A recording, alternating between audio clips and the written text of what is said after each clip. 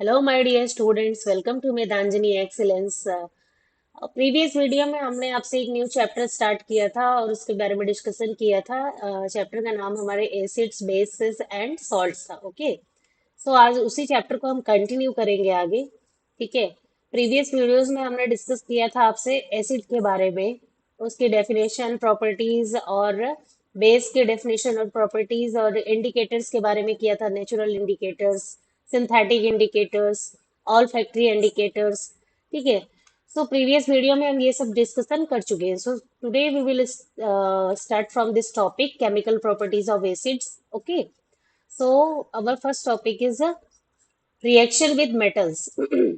Reaction with metals.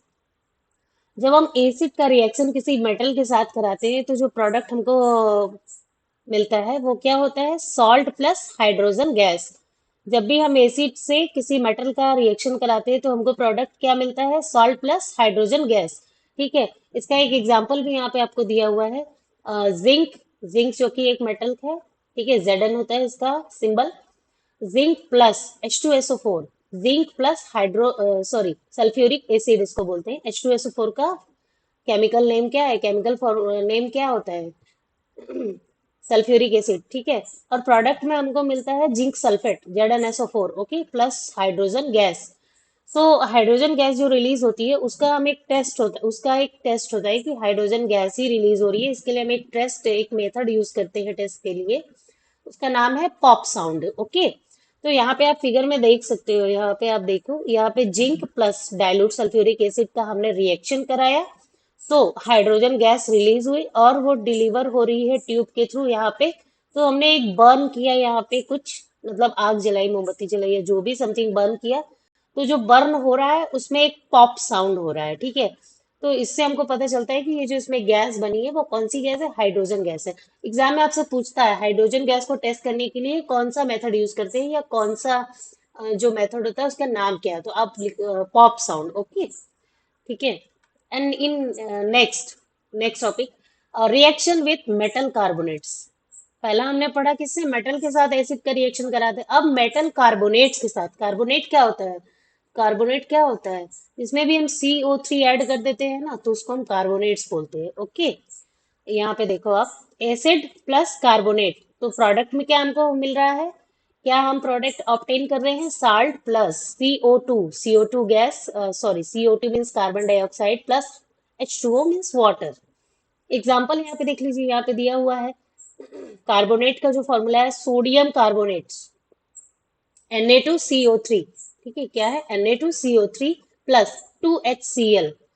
HCl हमारा acid है और Na2CO3 हमारा कार्बोनेट है। और हमको प्रोडक्ट के रूप में क्या मिला? सॉल्ट मिला। NaCl सॉल्ट होता है, प्लस वाटर प्लस CO2। ठीक है, CO2 गैस हमको मिला। अब यहाँ पे आपसे एक क्वेश्चन और बनेगा कि जो CO2 गैस को जब हम पास कराते हैं, ठीक है, सोल्यूशन से, कैल्शियम हाइड्रोक्साइड की सोल्यूशन से जब हम CO2 गैस को पास कराते हैं, उसको टेस्ट करने के लिए, कार्बन डाइऑक्साइड गैस को टेस्ट करने के लिए एक मेथड होता है जिसको हम बोलते हैं, जिससे जो यहाँ पे आपको शो हो रहा है, देखिए यहाँ पे क्या हुआ? एसिड का प्लस कार्बोनेट का रिएक्शन हुआ, CO2 गैस रिलीज हो गई और डिलीवर हुई यहाँ ट्यूब में। और ट्यूब में किस चीज का सोल्यूशन है? CaOH का होल ट्वाइस, कैल्शियम हाइड्रोक्साइड। जब कैल्शियम हाइड्रोक्साइड सॉल्यूशन से CO2 गैस हमारी जब पास होती है, तो जो उसमें सॉल्यूशन होता है उसका जो कलर होता है वो चेंज हो जाता है, उसका टेक्सचर चेंज हो जाता है। वो किस तरह से हो जाता है? जो CO2, देखिए यहाँ पे लिखा है ना, CO2 turns turns lime water milky, milk जैसा हो जाता है, दूधिया हो जाता है, दूध की कलर का हो जाता है। ठीक है, लाइम वाटर मतलब चूने का पानी। ठीक है।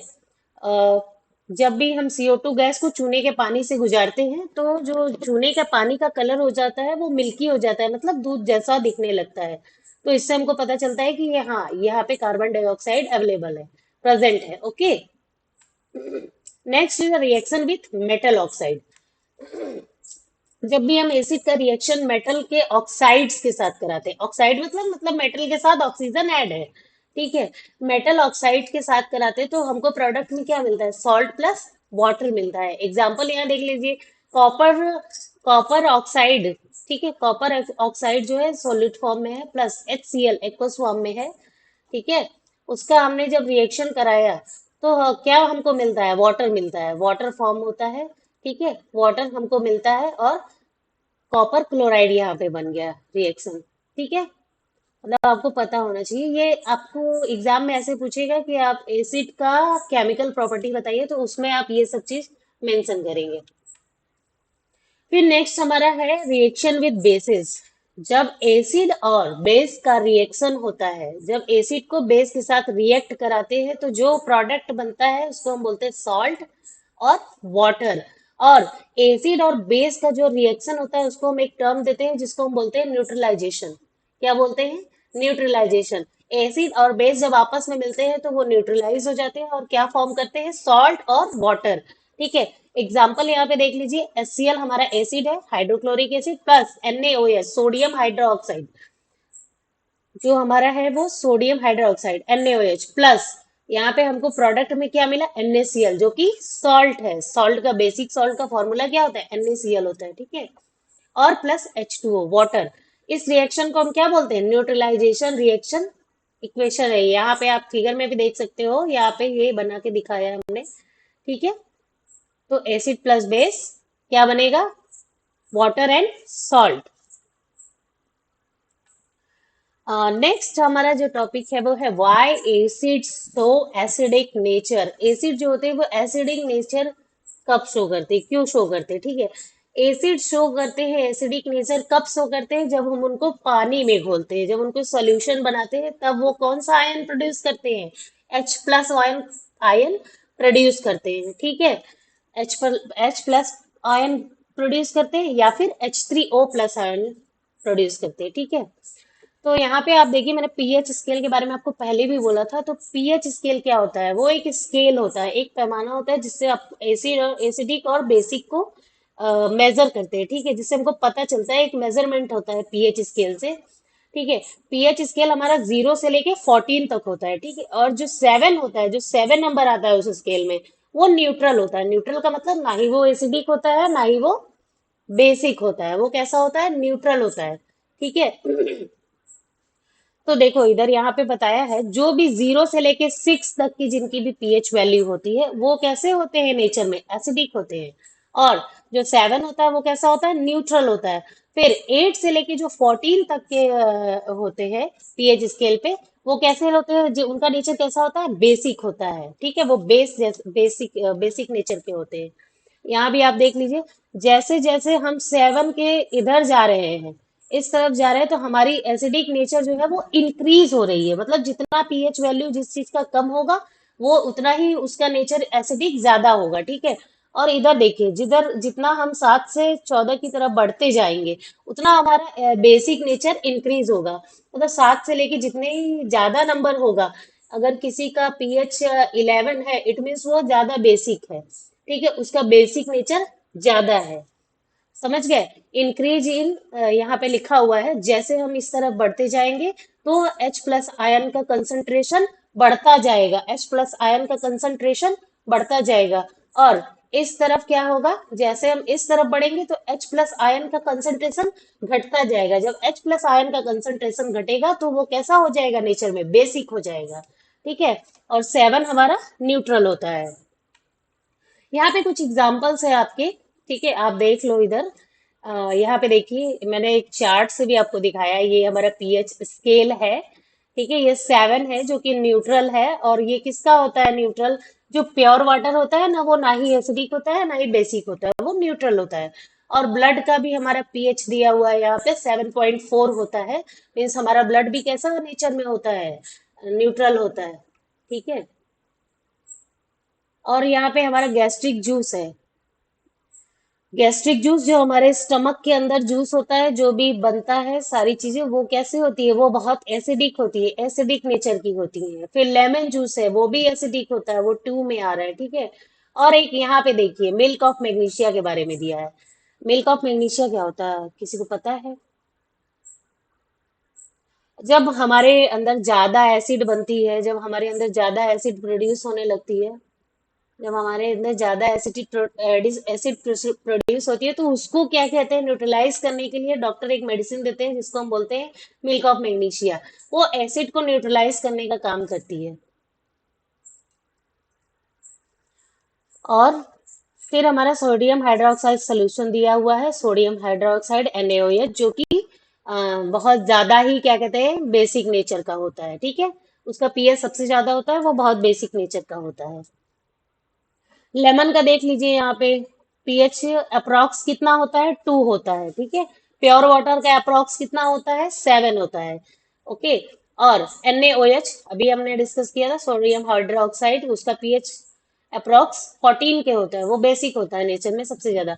अब नेक्स्ट हमारा है importance of pH in everyday life, मतलब पीएच का हमारे लाइफ में रोज डेली लाइफ में क्या इंपॉर्टेंस है। सो जो हमारे स्टमक में एसिड बनता है, जो हमारे स्टमक में एसिड बनता है वो हमारे डाइजेशन में हमको हेल्प करता है। ठीक है। और ज्यादा, अगर ज्यादा मात्रा में अगर बन गया, अगर एसिड का फॉर्मेशन ज्यादा होने लगता है, बहुत ज्यादा होता है जब एसिड का फॉर्मेशन, तो एक्सेस जब एसिड बनने लगता है तो हमारा जो डाइजेशन एंड सिस्टम है वो थोड़ा वीक हो जाता है और हमको इनडाइजेशन हो जाती है। नहीं बोलते एसिड हो गई है, बहुत ज्यादा एसिडिटी हो रही है, तो उसको ट्रीट करने के लिए हम क्या यूज करते हैं, एंटासिड। ठीक है, एंट एसिड बोलते हैं। और ये एंट एसिड क्या है, यही मिल्क ऑफ मैग्नीशिया जो है वो एंट एसिड बोलते हैं इसको। ठीक है, जब ज्यादा एसिडिटी होती है तो मिल्क ऑफ मैग्नीशिया हम लेते हैं, वो एक एंट एसिड का काम करता है, जो कि हमारे बॉडी में एसिड को कम करता है, रिड्यूस करता है, हमको थोड़ा रिलीफ मिलता है फिर। ओके। फिर टूथ डीके मतलब जो हमारे दांत जो है खराब होने लगते हैं ज्यादा एसिड की वजह से, तो उसको हम बोलते हैं टूथ डीके। अगर हम बहुत ज्यादा एसिडिक चीजें खाते हैं, कोई भी चीज जो भी है जिसका पीएच 5.5 से कम है, ठीक है, जिसका पीएच 5.5 से कम है, ठीक है, तो उससे भी हमारे दांतों के इनामेल सब डैमेज हो जाते हैं। और उस ठीक है, और सॉइल ट्रीटमेंट होता है, फार्मर्स जो है वो ऐड करते हैं अपने खेतों में बुझे चूने को यूज करते हैं अपने, क्या कहते हैं, अगर सॉइल उनकी ज्यादा एसिडिक नेचर हो गई है, जब उनके मृदा में बहुत ज्यादा एसिड हो गया है, तो वो उसको न्यूट्रलाइज करने के लिए यूज करते हैं क्विक लाइम या स्लैक्ट लाइम का, बुझा चूने का छिड़काव करते हैं। ठीक है, अपने खेत में। फिर है पीएच ऑफ बॉडी फ्लूइड, जो हमारे बॉडी में फ्लूइड है, हमारा नॉर्मल बॉडी का जो फ्लूइड है, उसका पीएच भी अप्रोक्स कितना है, 7 to 7.8। ठीक है। तो आज हम इतना ही डिस्कस करेंगे आपसे। आज हमने केमिकल प्रॉपर्टीज पढ़ी है, एसिड की, बेस की, और क्या कहते हैं, न्यूट्रलाइजेशन रिएक्शन पढ़ा है, और कुछ एग्जांपल्स पढ़े हैं, एसिड के पीएच स्केल के बारे में पढ़ा है। ठीक है, सो आज हम यहीं पे आपसे अभी, मतलब यहीं पे क्लोज करेंगे। फिर नेक्स्ट वीडियो में हम इस चैप्टर को ऑलमोस्ट कंप्लीट कर देंगे। तो आज के लिए इतना ही। Thank you so much. हाँ, एक बात और मैं आपको बोलना चाहूंगी, प्लीज आप डेली प्रैक्टिस करें, अपनी माइंड को उस तरह की एक्सरसाइज दें ताकि आप इतना बढ़िया परफॉर्म करें एग्जाम में कि आपको बिल्कुल भी डर ना लगे कि ये एग्जाम आने वाला है ना।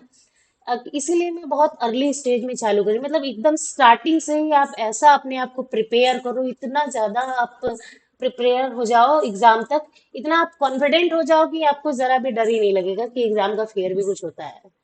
ठीक है, वो भी आपको लगेगा ही नहीं कि डर किस चिड़िया का नाम है एग्जाम के टाइम में, ऐसा अगर आप अभी से प्रिपेयर रहोगे तब। ठीक है, आप मेरे वीडियो देख के आप इससे शॉर्ट शॉर्ट नोट्स बना भी सकते हो, एकदम बढ़िया अपने परफेक्ट नोट्स आप बनाओ, उसको पढ़ो। ठीक है, और आगे मैं एक्सरसाइज की सेशन भी कराऊंगी, तो वो भी आपके सब काम आने वाले हैं। तो प्लीज आप क्या कहते हैं, बने रहिए हमारे साथ। आप बस, आपको कुछ भी टेंशन नहीं लेना है, कुछ भी डरना नहीं है, क्यों, क्योंकि मैं इधर हूँ। ठीक है, आपके लिए मैं हूँ। जो भी आपको परेशानी होगी, जो भी आपको प्रॉब्लम है, जो भी आपको डाउट्स है, आप मुझे कमेंट करिए, मुझसे पूछिए। सो मैं आपके डाउट को क्लियर करने की पूरी कोशिश करूंगी। और प्लीज आप बने रहो, और प्लीज वीडियो को लाइक एंड सब्सक्राइब कर लो, ताकि वीडियो जो है आपके तक डेली बेसिस पे पहुंचती रहे, ताकि आप मुझसे जुड़े रहो और वीडियो आपको डेली के डेली मिलती रहेगी। ठीक है, thank you so much. Bye bye.